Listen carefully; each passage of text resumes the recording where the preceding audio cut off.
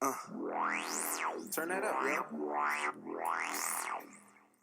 What? Put my tape on. Let my shit run. What's up, everyone? Welcome to this episode of the TripleF podcast.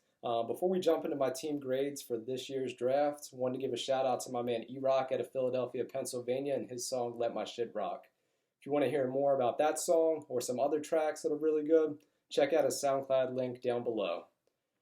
All right, so this year's draft, definitely one of the more entertaining ones in the past decade. Started off Thursday night at number 2, where the Bears pretty much gave up a heck of a lot just to move up one spot and draft Mitch Trubisky. But what I want to do in this podcast, just call out each team, give them a grade, and talk about some of their key picks. All right, so we'll kick things off with the Cleveland Browns, who did a very un-Cleveland-like thing this draft and actually drafted some good players. It's pretty hard to mess up number 1 overall with Myles Garrett. I think pairing him with Emmanuel Ogbah, and then you have Danny Shelton in the middle, that's going to be pretty damn good going forward. Cleveland doesn't have a lot to build on, but it's something to look forward to, especially that front seven. Jabril Peppers, I think that's an interesting move, but I mean, he's definitely a versatile player.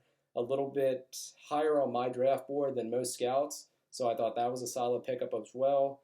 And then coming back into the first round for David Njoku, I thought that was pretty solid too.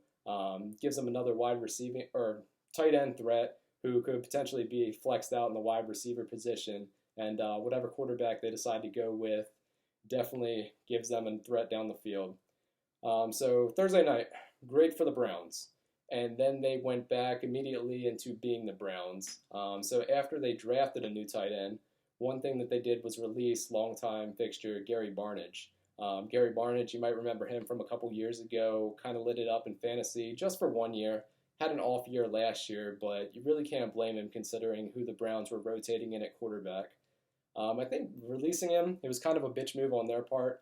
It was a guy who stuck around in Cleveland, which obviously isn't the best place to play. And I thought he could have kind of served as a good mentor for all the new tight ends, wide receivers they might have brought in. Just a good guy to have around the locker room. So I thought that was a coward move on their part. And then they kicked off day 2 with drafting DeShone Kizer.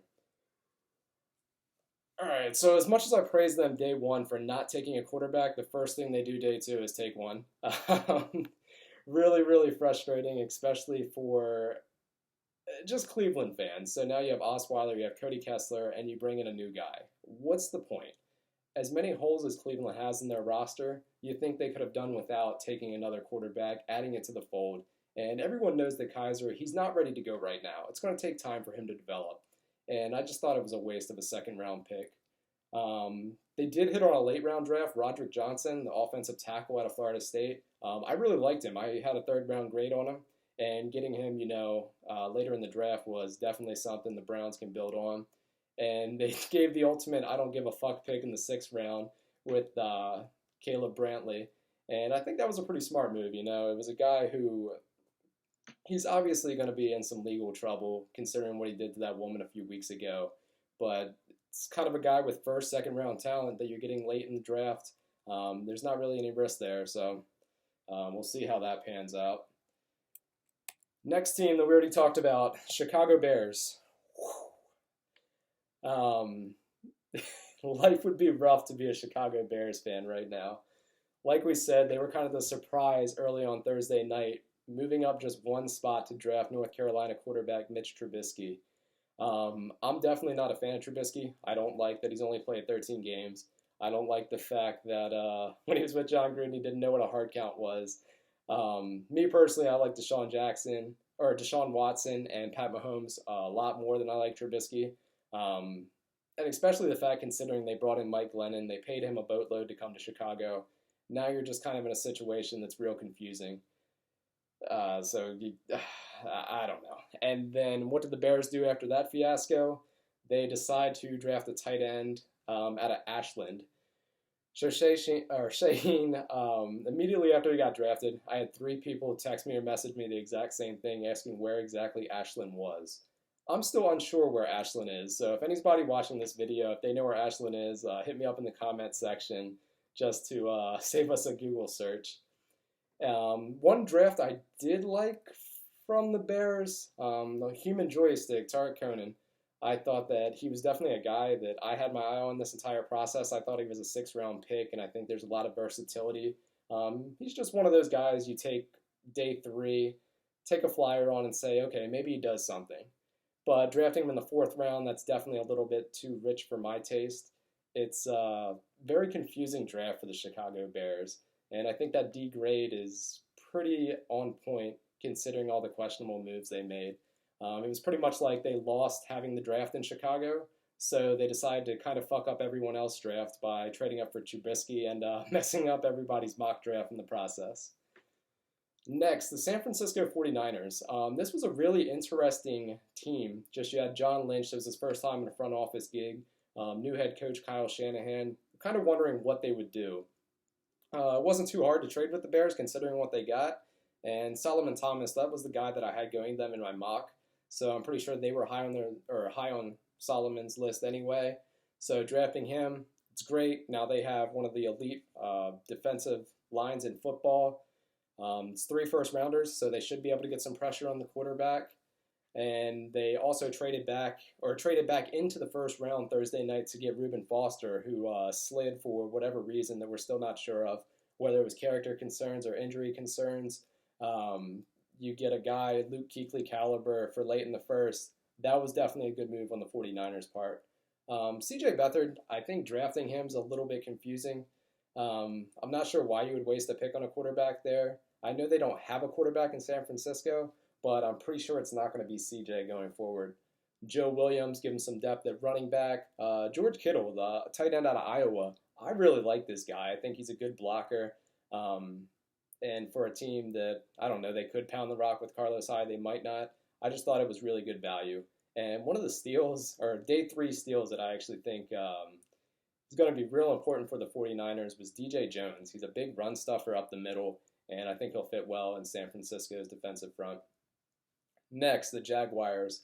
Absolutely loved what they did with Leonard Fournette. I gave them an A-, pretty much based off the fact that they drafted Fournette. They really need to make sure that Blake Bortles doesn't regress another year, and getting them elite running backs definitely going to help take some burden off the shoulders of Blake Bortles. They followed it up in day 2 with getting Cam Robinson. He was actually my number 1 offensive lineman prospect this year. Whether he plays offensive tackle, offensive guard, I think he's going to be able to assist to keep Blake Bortles upright and open some holes for Fournette. And then Dede Westbrook, the wide receiver out of Oklahoma, I think he's going to be a threat on the outside as well. You know, they kind of have Allen Robinson, Allen Hurns, Marquise Lee. There's a lot of guys there, but you can never have too many wide receivers, especially when the ones that they have on the roster seem to always be injured. Next, the Titans. They pulled another move that messed up a lot of mock drafts. Corey Davis, 5th overall. Corey Davis has essentially did nothing since the college football season ended due to an injury. So seeing him go 5th overall was definitely something that was a bit of a head-scratcher. Even though the Titans need help with the receiving core, it wouldn't have been the route that I took. They also drafted Adoree Jackson, who, you know, he's going to be a dynamic playmaker, and I think he was a good addition. 2nd round, that's kind of where I had him, so I think it was a good move on their part. But just drafting Corey Davis with very little paperwork and, you know, there's not a lot on tape for him, I'm going to give them a C+. I think that they were in a pristine place this season to have a really good draft, and Corey Davis definitely wasn't the best way to start it off. Next, we have the Jets. Decided to give them a B+. They started off with Jamal Adams. I didn't think he was going to be there at 6 overall. I think that he's one of the best and safest players in this year's draft, and it definitely addressed an area of need for them.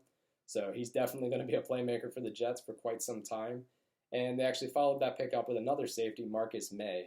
Not as high on Marcus May as other people, but there's still a need within the Jets. They need that other safety. So, I mean, they've locked up their safety position for quite some time, and especially hearing the trade rumors that Calvin Pryor, was on the trading block, might be something they want to address before it becomes an issue. Likewise, Adarius Stewart out of Alabama. I think he gives them a wide receiving threat. More of a possession receiver. I don't think he'll ever amount to anything other than wide receiver 2. But that's kind of what the Jets are looking for right now, so there's some good value there. And I praise the Jets for not taking a quarterback. Last year, it was a complete fiasco. You had Ryan Fitzpatrick holding out. You had Geno Smith. They drafted Christian Hackenberg. At least now they put themselves in a position where they didn't use a premium pick on a quarterback that may not pan out. They kind of set themselves up in the future that if they want a quarterback, they can do so. There's not that whole fiasco with a million quarterbacks shooting for reps in training camp. So Jets, solid overall. One of my favorite drafts of this year were the Los Angeles Chargers. Still feels weird calling them the Los Angeles Chargers, but they started things off with a bang, getting Clemson wide receiver Mike Williams. I really like Mike Williams. I thought he was the hands-down number one wide receiver in this year's draft class. Gives you something to pair with Keenan Allen. If Keenan Allen comes back 100%, this kind of gives him a safety net to fall back on, if Allen doesn't return to 100%. And then they decided to beef up their offensive line with two guys that I both had second-round grades on, guard Forrest Lamp and guard Dan Feeney. Really good run blockers. Phillip Rivers, he's getting a little bit older, but now you definitely bulk up that offensive line and maybe give Phillip Rivers that split second more time in the pocket. And they also drafted Desmond King. He fell pretty far for me. I had a second-round grade on him. A lot of teams view him as a safety as opposed to a cornerback. I just think there's some versatility there, and he's one of those guys that won't wow you with his measurables, but he's a football player. And, if you can get a football player in the fourth round, that's definitely something that's a value pick. Next, we have the Carolina Panthers. So I gave the Carolina Panthers an A- for this reason. Their first two picks, Christian McCaffrey and Curtis Samuel, completely go out of what the Panthers do on offense right now. I think drafting Christian McCaffrey, it's going to open up their playbook to much more than they've done in the past. Typically, Cam does his draw up the middle, Jonathan Stewart in between the tackles.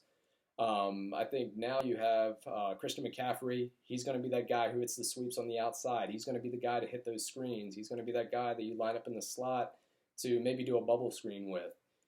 He's just definitely going to do a lot for that offense, and it's going to allow them to be a lot more creative than they already are. And I think in hindsight, he's going to be a guy who gets Jonathan Stewart and Cam Newton hit a lot less. And we saw last year with those injuries, especially to Jonathan Stewart, how much it stalls that offense. So I thought that was a real smart pickup to draft McCaffrey at 8 overall. Curtis Samuel, another speed guy. Maybe he replaces and takes that Ted Ginn role. It's possible. And then a late round draft pick, a day 3 guy, Corn Elder, the cornerback out of Miami. I really liked him as well. And I think that, the Panthers, they have a very young secondary. And Elder's maybe a guy they can add to the nickel and maybe compete for some starting time later on down the future. Next, we have the Cincinnati Bengals. All right, so I love what the Cincinnati Bengals did. Getting John Ross, that's another speed guy to complement A.J. Green, two completely different type of wide receivers that Andy Dalton should have a fun time with. Jordan Willis, Carl Lawson, two guys that are coming off the edge. They can definitely put some pressure on the quarterback. And then even Graham Glasgow, their day 3 pick, who is a solid defensive tackle. It's one of those day 3 guys that's probably going to make the roster and could stay on your roster for a few years. So there's definitely some value there. The one pick that I hated with them was Joe Mixon in the second round. We all know Joe Mixon's story. Had some troubles in college. Knocked a woman unconscious. I think broke bones in her face. He wasn't invited to the scouting combine, and I think that's one of the... there's no place for that in today's NFL. And especially at a position where the Bengals already have a decent 1-2 tandem. I know Jeremy Hill, he's in his contract year, but he's still a viable starter. And then you have Gio Bernard, who they just signed to an extension last year. It's kind of like a speed and bang guy, and then you bring in Joe Mixon. So it was a weird, questionable draft pick. The Bengals, they're no stranger to taking troubled players, but I just think at the running back position, they could have addressed something else, and I don't think they need to add a guy with baggage to their roster. Next, we have the Kansas City Chiefs, who traded way up from the 20s to 10 overall to draft their quarterback of the future in Pat Mahomes. So Pat Mahomes, really like him. I think he's a gunslinger. Definitely didn't expect this. When the trade happened, I thought it was going to be for Deshaun Watson. Pat Mahomes, I see him as kind of a shotgun spread guy who's going to air it out. not particularly a West Coast guy in Andy Reid's offense. Um, it was a little surprising to me, but I think that succession planning, especially at the quarterback position, is something that you always need to look for.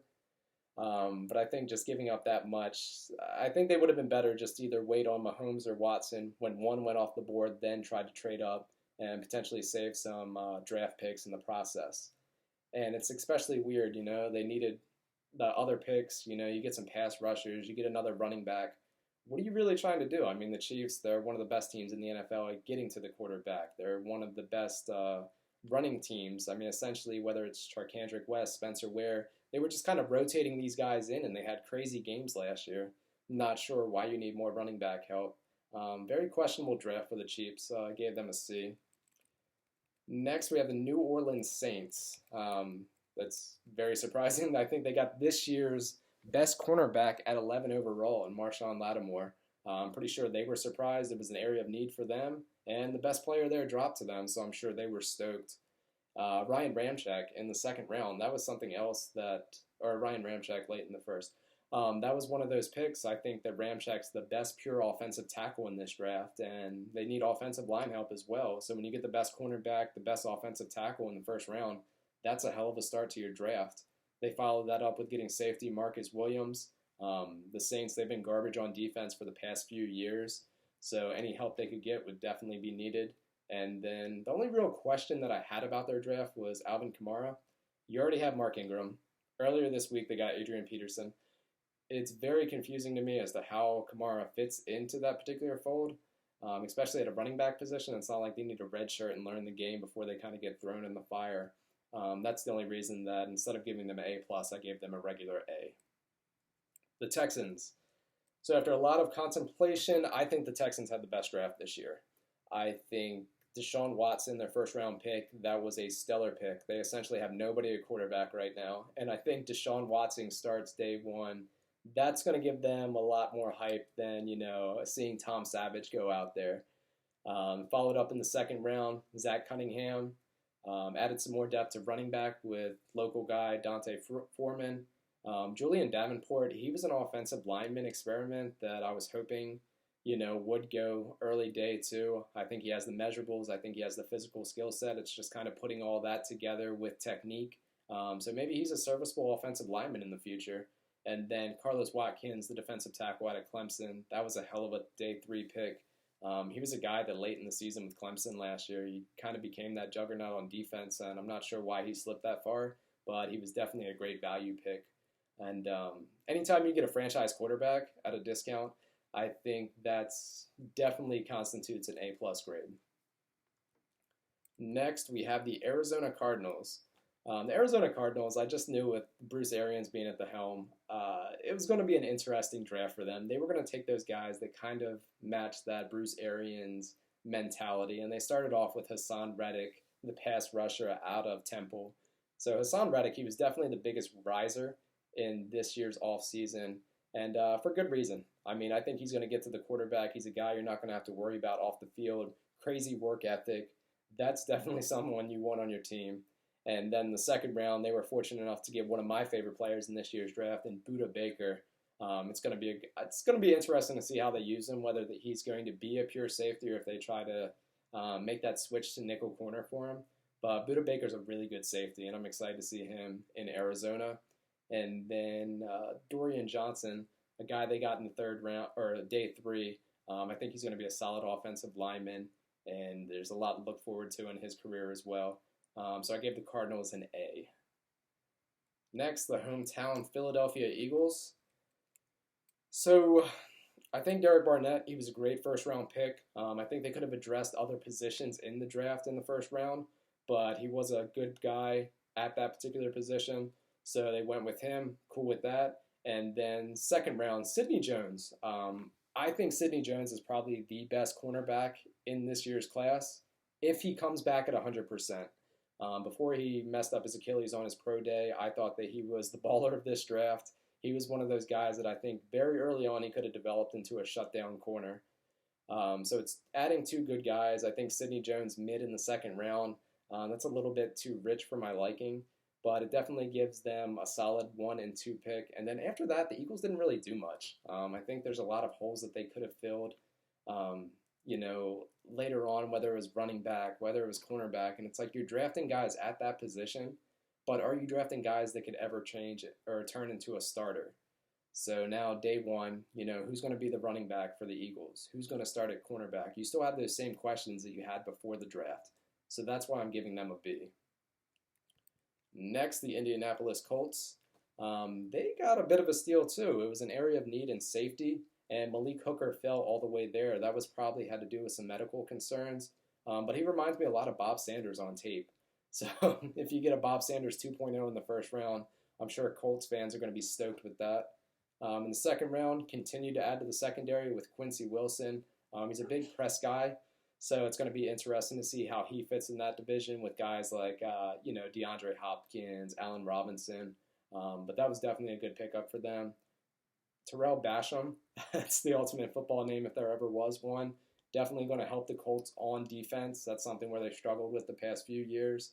And then with the running back situation, you're not too sure what's going on there. You definitely need some young legs in the backfield.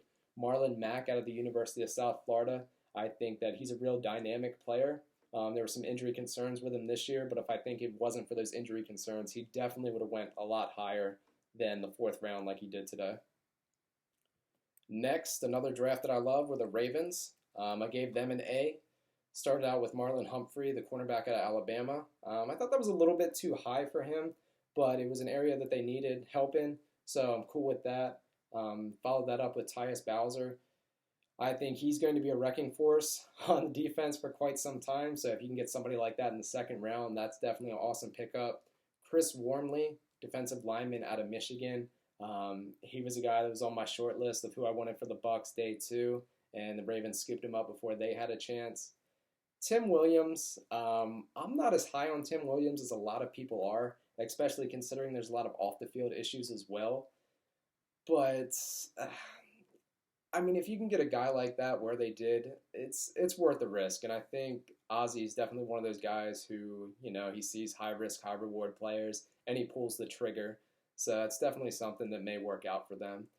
And then offensive line, seeing the guys that they got on the offensive line late in the draft, that's awesome to see those type of guys go late, and especially to, the Ravens, they could definitely use some help on the offensive line as well. Next, we have up the Washington Redskins. I gave them an A. They started off Thursday night with one of the biggest slides in this year's draft. They got Jonathan Allen. Wow, I didn't see that coming at all. Jonathan Allen, he was number 2 overall on my draft board, and I was just shocked to see him falling. I think they said it's arthritic shoulders. Athletes play through that all the time. I'm not sure if that's going to cause you to slide so far, but I'm sure that other teams not having Allen clear medically definitely worked in the favor of the Redskins, and they were more than happy to take him where they did. Ryan Anderson, really like him. I think he's a guy that you put on the outside. He's going to get some pressure on the quarterback. He's from Alabama, so you know that he was coached well. Fabian Moreau, he's a guy I really like watching on tape. He's one of those guys that kind of fell into the cornerback shuffle of this year, where you have guys that are going 3rd round that would typically go 1st round other years. If he comes back from that pectoral injury, I think he could possibly be a day 1 starter for the Washington if he's physically healthy enough to do so. And then one of my favorite players in this year's draft, Sam J. Piran, he's definitely going to be a running back who I don't think he's going to be a starter, but I think he's going to be that short yardage guy, that goal line guy, and that's something that the Washington Redskins, he's not going to be a 3-down back, but play him when you need those short yards. Next, we have the Tampa Bay Buccaneers. Another team, much like the Redskins, I'm pretty sure they didn't expect their 1st round pick to drop that far. O.J. Howard, the tight end out of Alabama, I had him going to the Titans in my mock draft, but I saw a lot of mock drafts from other draft experts that had him going as high as 6 to the New York Jets. He's a guy that I think is going to come in day 1. He can start, and he has an amazing career. The knock on him is that there's always been so much potential, but Alabama never gave him the chance to show that potential.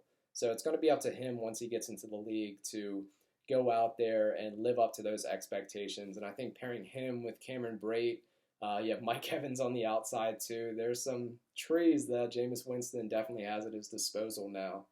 The Bucs followed that up with Justin Evans, a safety out of Texas A&M. I'm not that high on Justin Evans. I mean, he's one of those guys. He's either going to light the ball carrier up or he's going to whiff on the tackle. The Bucs do need a safety, so to address an area of need, I just thought they could have gone elsewhere with a different person. And then their third-round pick, Chris Godwin.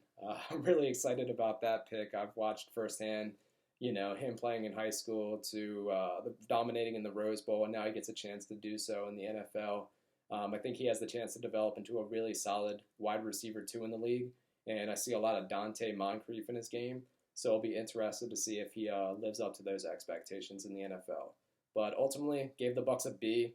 I thought they definitely addressed areas of need, but they could have done so with players that were a little bit higher on my mock draft boards, but we'll see how that pans out. Next, we have the Denver Broncos. They started off the first round drafting Bowles. So he's a very interesting guy. He was a guy with a checkered past, good offensive tackle, really aggressive, lacks some of the fundamentals that you want in a guy coming out of college, but I think he has the potential to be coached up. The only thing that I would recommend for Bowles is, a guy with questionable characters, when you get on to the stage after you get drafted, just act normal. I get it. You have a kid. You don't need to bring the kid on the stage, hold him up like you're Mustafa from The Lion King.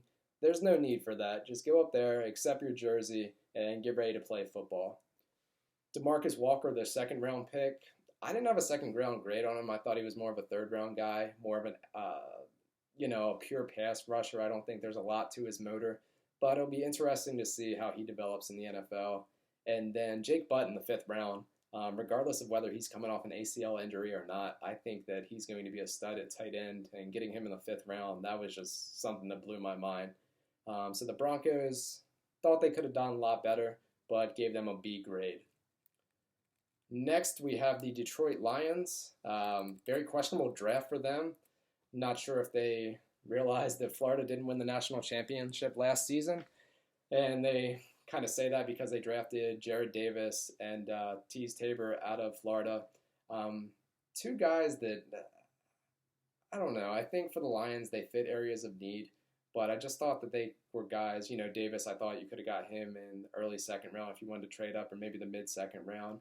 And then Tabor, I thought he was a third-round guy just because of his speed limitations. I don't know, it didn't start off very well for me. And ultimately on day 3, they drafted Brad Kaya too. He was a guy I definitely saw slide. He was one of those guys that, people were really looking forward to watching him play last season and didn't live up to expectations. And he kind of hasn't done much this offseason prior to the draft. But maybe that is a guy who eventually moves up into a guy who could potentially back up Matt Stafford. But the Lions, real questionable draft, didn't really like it. So I'm giving them a C+. Next, the Miami Dolphins.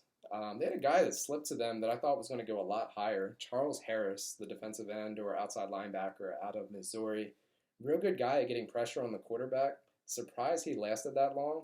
And then they followed up day 2 with getting Raekwon McMillan. McMillan was a guy who people really had expectation for at Ohio State last year. I don't think he met those expectations, but it's not like he killed them either. So he's going to be a real solid pickup for the Dolphins as well. And then Isaac Asiata, the guard on day 3, I think that's another guy that you add to that offensive line. Give Tannehill some protection. For anyone who knows about my opinion of Tannehill, I'm not sure why he always gets a pass and why he's still a starting quarterback in the NFL. But they kind of have to surround him with offensive line that's going to protect him, and I think Asiata is going to be able to do that. So the Dolphins really didn't do anything to impress me in this draft, but gave them a B. They hit areas of need. So, see what happens there. Next, the New York Football Giants. Never really understood why they called them the Football Giants, but I thought they could have done a lot better draft this past week as well. Started out with Evan Ingram. I'm one of the biggest Evan Ingram fans that you're going to run into. I think his versatility, whether it's a tight end or whether it's lined up in the slot, he reminds me a lot of Jordan Reed. And I think that's great for most teams. The Giants, they obviously don't have a tight end, But they do have some wide receivers on the outside, and Brandon Marshall, Odell Beckham Jr., and I butchered this last time, so I'm not going to do it again, in Sterling Shepard. So I think it's real interesting on their part that they drafted Ingram. But like I said, he's a young guy, a lot of versatility. So it's another target or receiver for Eli. And then drafting Davis Webb. I'm all for succession planning at the quarterback position, but it seemed a little rich to draft him so early when Eli Manning still has, I don't know, I'm guessing at least a few more years to play. And it seems like Webb's contract is going to be up by the time Manning retires. So questionable decision right there. Decided to give them a B-. They hit on some area of needs, but I thought they could have done a lot better.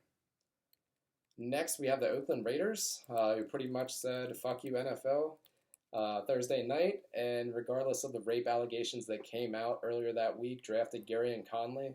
It seems like it's a bunch of smoke. It was just something that was put out there to try to throw Conley under the bridge, but it seems like he's going to be innocent, but teams were still shying away from him. And the Raiders need a cornerback, so they said, all right, let's pull the trigger on this guy regardless of the allegations, and they did so. And then following up with Obi in the second round, that's definitely an improved safety and improved secondary. So I think the Raiders, they're a playoff team already. They need to fix some things on defense to have a better chance of, advancing past that first round. But I think with what they have on offense, with the wide receivers they have, Derek Carr, now they have Marshawn Lynch, just anything you can add to that defense to make it a little bit better is just going to be beneficial to them when they potentially make a playoff run again next year. Gave them a B+. Had some good picks, had some bad picks, so see what happens going forward. Next, we have the Atlanta Falcons. Falcons, one of the more interesting draft picks of Thursday night. Takk McKinley, he was the guy who paraded around stage with a portrait of his dead grandmother and ultimately, left the stage with an obscenity. I found it incredibly funny that Deion Sanders has to tell somebody to calm down. But Takk, you can tell he's a high-intensity guy. He was a guy that I had somewhere in the 20s in my mock draft, and I think he's going to be, added that pass rush in Atlanta. But they didn't do much after that. They drafted Duke Riley, undersized linebacker out of LSU, which is kind of a surprising move considering they had the stud linebackers the past 2 years. Not sure they needed much assistance there, but the Falcons, they're a pretty solid team all around. So it's really hard to make that impact draft pick, but I just thought they could have done a little bit better overall and just got some better names. So I'm giving them a C. Next, we have the Buffalo Bills. So they were the first team one of the teams to trade back Thursday night, which I really thought was a good move. It's a really deep draft. Trade back, get some extra picks, maybe find that diamond in the rough, 3rd, 4th round, and see where they go. So they started off Thursday night with Trey White, the cornerback out of LSU. Pretty good pickup. I mean, it's an area of need for them, so I thought that was pretty solid. Followed that up with Zay Jones. I think he's a wide receiver. Kind of torn. I think his ceiling is going to be a high-end wide receiver number 2. His floor is going to be a low-end number 2 wide receiver. So smart, pair him with Sammy Watkins, see what happens. And then Deion Dawkins, the offensive guard out of Temple. I really like him, and I love what the Bills are doing. They're essentially saying we're going to bring in 2 fullbacks this offseason. We're going to add to our offensive line, and we're probably still going to get Shady 30 touches a game. So it's going to be really exciting to see what LaShawn McCoy does in that offense next year. Gave the Bills a B+. Next, we have the Dallas Cowboys. Dallas Cowboys, very interesting what happened with them Thursday night. Taco Charlton slipped all the way to them. I know it was a lot higher on Taco Charlton than most of the other scouts.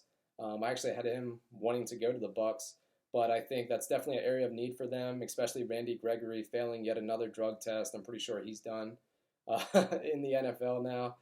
And Taco, he's definitely a guy. If you keep his head on right, he has the physical tools to be a dominant defensive end in the NFL. So we'll see what happens there.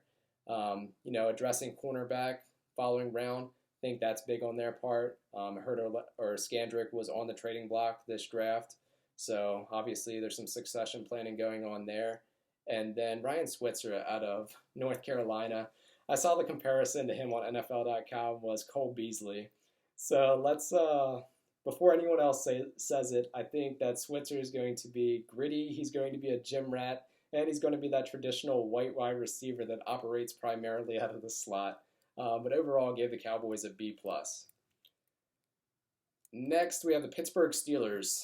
One of the more perplexing guys in this year's draft was T.J. Watt, who they took in the first round. I'm not as high on T.J. Watt as everyone else. There was only one season of tape. He did make plays during that season, but I'm always hesitant just to take a guy with limited game film. And I thought that he was a guy who was kind of, coat riding off his brother J.J. Watt's last name. I don't think he was a first-round talent. I think if his name was anything other than Watt, he probably would have been third round. But that's who the Steelers decided to go with in the first round. Followed that up with Juju Smith-Schuster, which, Marvatavius Bryant coming back. It's an interesting ad, but it's Juju, he's a young guy. There's some potential there, so maybe the Steelers are thinking, Martavius screws up again and we want to kick him off the team. We have a guy to step in and potentially replace his skill set.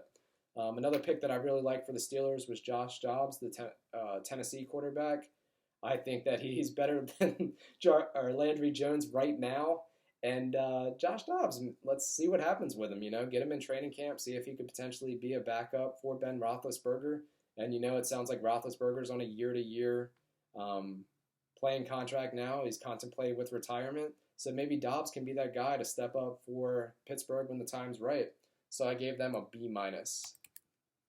Next, we have the Green Bay Packers, who traded out of the first round for Kevin King, the really long cornerback out of Washington. They need help at cornerback. I think when you trade out of the first round, though, the name that's going to be associated with that particular position is going to be tarnished a little bit. But, hey, they got a corner that might start for him day one in the second round. It's good for them. Followed it up with Josh Jones, safety, another addition to their secondary.